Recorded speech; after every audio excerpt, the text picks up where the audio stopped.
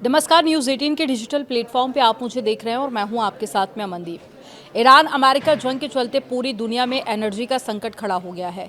अब ऐसे में कई देशों ने अहम कदम उठाने भी शुरू कर दिए हैं, जिसके चलते दुनिया भर के देशों को ईंधन संरक्षण, महत्वपूर्ण क्षेत्रों को प्राथमिकता देने और अपनी आबादी के लिए निरंतर ऊर्जा उपलब्धता सुनिश्चित करने के लिए कड़े उपाय लागू करने पड़े हैं।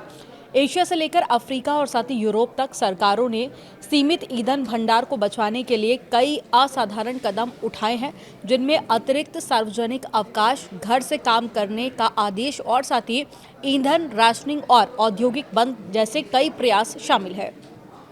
अगर श्रीलंका की बात की जाए तो श्रीलंका ने हर बुधवार को स्कूलों, इसके अलावा कॉलेज और साथ ही गैर आवश्यक सरकारी कर्मचारियों के लिए अनिवार्य सार्वजनिक अवकाश घोषित कर दिया है।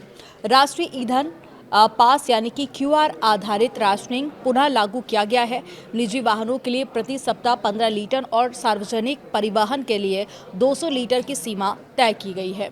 और बांग्लादेश में बिजली खपत की कमी के चलते सभी विश्वविद्यालय, विदेशी पाठ्यक्रम वाले स्कूल और साथ ही कोचिंग सेंटर बंद कर दिए गए हैं और ऑनलाइन कक्षाएं शुरू भी कर दी गई है। ईंधन की राशनिंग शुरू की गई है। घरों में 5 घंटे की बारी बारी से बिजली कटौती की गई है, जिसमें कपड़ा निर्यात क्षेत्रों को प्राथमिकता दी गई है। तोड़फोड़ रोकने और साथ ही भंडार की सुरक्षा के लिए भी प्रमुख कदम उठाए गए हैं। सेना तैनात की गई है। गैस की कमी के कारण 5 में से 4 सरकारी उर्वरक संयंत्र बंद करने पड़े हैं। भूटान में जमाखोरी रोकने के लिए जैरी कैन में ईंधन की बिक्री पर प्रतिबंध लगा है। घर से काम करने वालों की व्यवस्था भी लागू की गई है। आपातकालीन सेवाओं के लिए ईंधन राशनिंग को प्राथमिकता दी गई है। पाकिस्तान में सरकारी कर्मचारियों के लिए 4 दिन का कार्य सप्ताह और 50% घर से काम की ये जो फैसला है इसे लिया गया है। और इसके अलावा स्कूल और कॉलेज 2 सप्ताह के लिए बंद कर दिए गए हैं। सरकारी विभागों को ईंधन आवंटन में 50% की कटौती रहेगी। गैर जरूरी सरकारी वाहनों को सड़कों से हटा दिया गया है। फिलीपींस में भी सरकारी कर्मचारियों के लिए 4 दिन का कार्य सप्ताह लागू किया गया है। निजी क्षेत्रों को घर से काम करने के लिए प्रोत्साहित किया जा रहा है। गैर जरूरी सार्वजनिक क्षेत्र की यात्रा पर प्रतिबंध लगाया गया है। वियतनाम व्यवसायों से घर से काम करने की सुविधा देने का आग्रह भी किया गया है। सार्वजनिक परिवहन, साइकिल चलाने और साथ ही कारपूलिंग को प्रोत्साहित किया जा रहा है।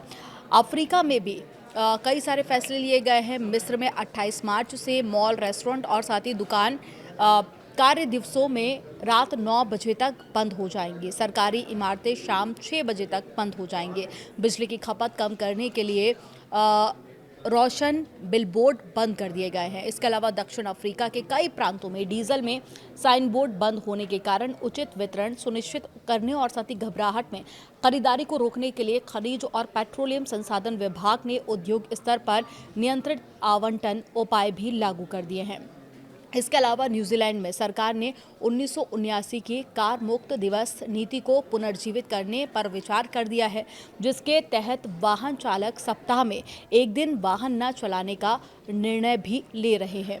और इसके अलावा कई और भी देश हैं जहां पर सरकार ने जमाखोरी और कमी को रोकने के लिए आधिकारिक डीजल खरीद कोटा लागू किया है, जिसमें प्रत्येक खरीदार द्वारा प्राप्त किए जा सकने वाले डीजल की मात्रा सीमित की गई है। इस तरह से कई देशों ने हालात से निपटने के लिए कई कदम उठाए हैं। फिलहाल इस पर आपका क्या सोचना है, कमेंट सेक्शन में ज़रूर बताइएगा।